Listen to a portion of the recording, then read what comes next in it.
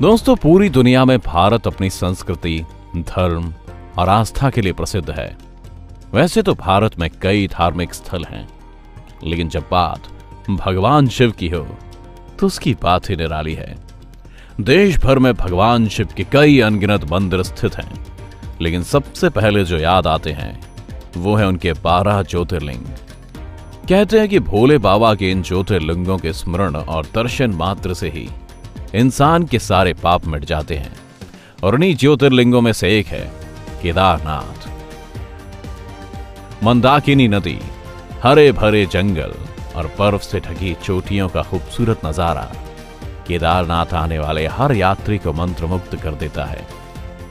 अपनी धार्मिक मान्यताओं के चलते इस जगह का खास महत्व है। साथ ही इस मंदिर से जुड़े ऐसे कई रहस्य हैं जिन्हें आज तक कोई नहीं जान पाया है। आज हम आपको अपनी इस वीडियो में केदारनाथ से जुड़े उसके इतिहास और 400 साल तक बर्फ में दबे रहने के राज के बारे में बताएंगे। तो चलिए और देर ना करते हुए वीडियो को स्टार्ट करते हैं। दोस्तों, ये मंदिर भारत के उत्तराखंड राज्य के रुद्रप्रयाग जिले में स्थित है। उत्तराखंड में हिमालय पर्वत की गोद में केदारनाथ मंदिर 12 ज्योतिर्लिंग में सम्मिलित होने के साथ 4 धाम और पंच केदार में से भी एक है। इस मंदिर को यहाँ के मौसम के हिसाब से देखते हुए अप्रैल से नवंबर महीने तक ही खोला जाता है। मंदिर का निर्माण कत्यूरी शैली में किया गया है। केदारनाथ मंदिर की एक ऐसी हकीकत भी है जिससे कम ही लोग वाकिफ होंगे। अगर वैज्ञानिकों की माने तो केदारनाथ का यह मंदिर 400 साल तक बर्फ में दबे रहने के बाद भी सुरक्षित बचा रहा। 13वीं और 17वीं शताब्दी तक यानी 400 साल तक एक छोटा हिमयुग आया था, जिसमें हिमालय का एक बड़ा क्षेत्र बर्फ के अंदर दब गया था। देहरादून के वाडिया इंस्टीट्यूट के हिमालयन जियोलॉजिकल वैज्ञानिक ने कहा कि 400 साल तक केदारनाथ मंदिर के बर्फ के अंदर दबे रहने के बावजूद यह मंदिर सुरक्षित रहा। लेकिन वह बर्फ जब पीछे हटी तो उसके हटने के निशान मंदिर में मौजूद हैं, जिसकी वैज्ञानिकों ने स्टडी की है, और उसी के आधार पर वो मंदिर के बर्फ में दबे होने का निष्कर्ष निकाल पाए हैं। वैज्ञानिकों के अनुसार मंदिर की दीवार और पत्थरों पर आज भी कुछ निशान हैं। ये निशान ग्लेशियर की रगड़ से बने हैं। ग्लेशियर हर वक्त खिसकते रहते हैं।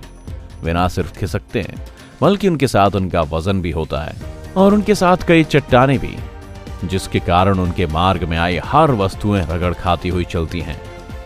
जब 400 साल तक मंदिर बर्फ में दबा रहा होगा तो सोचिए मंदिर ने इन ग्लेशियर के बर्फ और पत्थरों की रगड़ कितनी झेली होगी।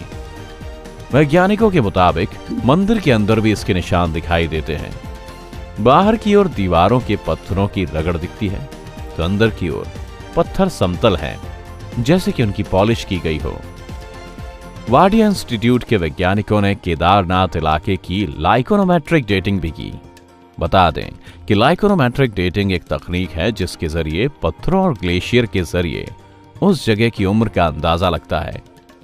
ये दरअसल उस जगह के शैवाल और कवक को मिलाकर उनके जरिए समय का अनुमान लगाने की तकनीक है। लाइकोनोमेट्रिक डेटिंग के मुताबिक छोटे हिमयुग के दौरान केदारनाथ धाम इलाके में ग्लेशियर का निर्माण 14वीं सदी के मध्य में शुरू हुआ, और इस घाटी में ग्लेशियर का बनना 1748 ईस्वी तक जारी रहा। अगर 400 साल तक ये मंदिर ग्लेशियर के बोझ को सह चुका है और सैलाब के थपेड़ों को झेलकर बन चुका है, तो जाहिर है इसे बनाने की तकनीक भी बेहद खास रही होगी। शायद इसे बनाते वक्त इन बातों को ध्यान रखा गया होगा कि क्या ये बर्फ ग्लेशियर और सैलाब के थपेड़ों को सह सकता है। केदार घाटी। केदारनाथ धाम और मंदिर 3 तरफ से पहाड़ों से घिरा है। एक तरफ है करीब 22,000 फुट ऊंचा केदारनाथ, तो दूसरी तरफ है 21,600 फुट ऊंचा खर्चकुंड, और तीसरी तरफ है 22,700 फुट ऊंचा भरतकुंड। सिर्फ इतना ही नहीं, 3 पहाड़ के साथ यहाँ 5 नदियों का संगम भी है। मंदाकिनी, मधुगंगा, क्षीरगंगा, सरस्वती और स्वर्णगौरी। इन नदियों में से कुछ को काल्पनिक माना जाता है। इस इलाके में मंदाकिनी ही स्पष्ट तौर पर दिखाई देती है। यहाँ सदियों में भारी बर्फ और बारिश में जबरदस्त पानी होता है। मंदिर का निर्माण। विक्रम संवत 1076 से 1099 तक राज करने वाले मालवा के राजा भोज ने इस मंदिर को बनवाया था।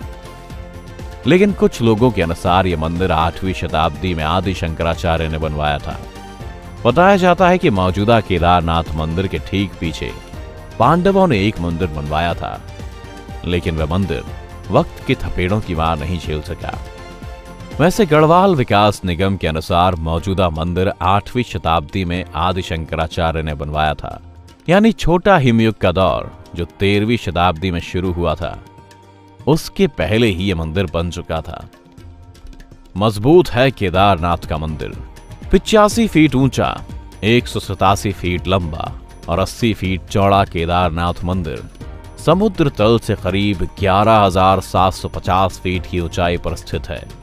इसकी दीवारें 12 फीट मोटी हैं और बेहद मजबूत पत्थरों से बनाई गई हैं। मंदिर को 6 फीट ऊंचे चबूतरे पर खड़ा किया गया है। वैज्ञानिक डॉक्टर R.K. डोभाल भी इस बात को दोहराते हैं कि मंदिर बहुत ही मजबूत बनाया गया है। इसकी दीवारें मोटी मोटी चट्टानों से पटी हैं और उसकी जो छत है वह एक ही पत्थर से बनी है। यह हैरत अंगेज है कि इतने भारी पत्थरों को इतनी ऊंचाई पर लाकर और तराश कर कैसे मंदिर की शक्ल दी गई होगी। जानकारों का मानना है कि पत्थरों को एक दूसरे में जोड़ने के लिए इंटरलॉकिंग तकनीक का इस्तेमाल किया गया होगा। ये मजबूती और तकनीक ही मंदिर को नदी के बीचों बीच खड़े रहने में सक्षम बनाती है। 2013 की तबाही। केदारनाथ में आई साल 2013 की प्रलयकारी आपदा सदियों तक लोगों के जहन में रहेगी। इस आपदा में 1000 लोगों की जानें चली गईं, कई घरों का नामो निशान मिट गया। केदारनाथ और इसका तीर्थ स्थान दोनों इस प्राकृतिक आपदा की चपेट में आए थे, लेकिन जल प्रलय में भी मंदिर को कोई नुकसान नहीं हुआ। कुछ लोग बताते हैं कि एक शिलाखंड यानी कि चट्टान ने मंदिर की तरफ बढ़ रहे सैलाब का रास्ता ब्लॉक कर दिया था और इस तरह भगवान शिव का मंदिर सुरक्षित रह गया।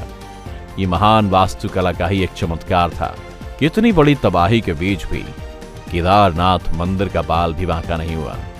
Archaeological survey of India ASI भी इस बात से इत्तेफाक रखता है कि अपने ओरिएंटेशन और कंस्ट्रक्शन स्टाइल की वजह से ही केदारनाथ का मंदिर इतनी भीषण तबाही झेल गया।